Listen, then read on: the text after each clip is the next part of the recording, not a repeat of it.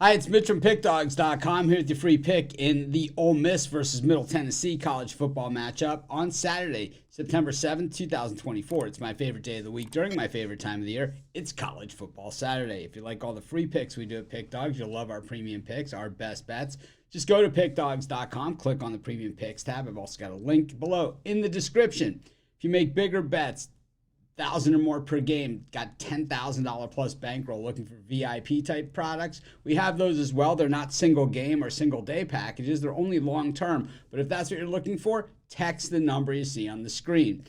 Our regular premium picks on the website are most popular because they have those daily packages, those single game picks that a lot of people are looking for. But let's get to it. Got Ole Miss taking on Middle Tennessee, and Ole Miss a gigantic favorite in this game. In fact, the expectations of Ole Miss this season are really high. And in the SEC, a lot of people have these guys picked above the Alabamas and Tennessees of the world. We will have to see if they are able to live up to those expectations. Lane Kiffin certainly, hit the transfer portal extremely hard. Did not think that, he had the talent to compete with those top-tier teams, and that was the difference. So he went out and tried to fill a lot of those holes. Sometimes that works, sometimes it doesn't. Scott Jackson Dart returning as quarterback, and the thing is that, against Furman in the opening week, kind of left his starters in for a very long time. He kind of has that jerk, reputation, and 418 yards and 5 touchdowns for Dart. Maybe trying to dress up his Heisman resume or something like that, but really no need to do it. Scoring over 70 points against Furman, 76. That is kind of excessive, and that kind of is what Kiffin is. He's the line in that game was 45. So they covered that pretty easily. In fact, they were covering at halftime up 52-0.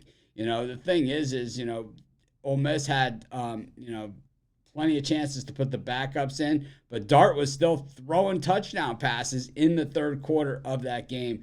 Meanwhile, they put in Simmons in the fourth quarter and kind of toned it down a little bit, but he was even 7 of 16 for 111 yards for a touchdown, which, the way Kiffin is, probably just not good enough for his standards. Meanwhile, Mason takes over at Middle Tennessee. We saw him in the SEC before as a coach, and he has been, absolutely, did not have a lot of success there.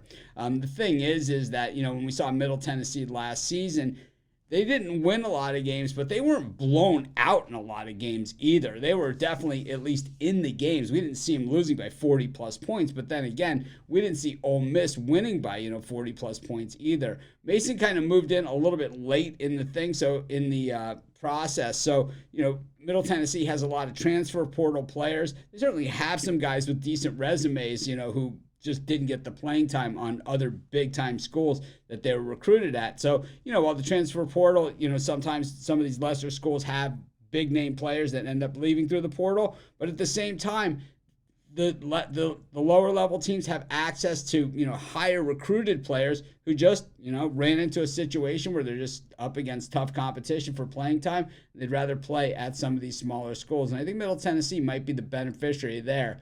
41 is a lot to be laying. I don't think Ole Miss can do that 2 weeks in a row we saw last week. I'm going to take the points with Middle Tennessee, and that's going to be my free pick. Of course, while you're doing your picks, putting your bets in, use our free betting tools at sportschatplace.com. 100% free, and they'll help put you on the most favorable bets on the board today.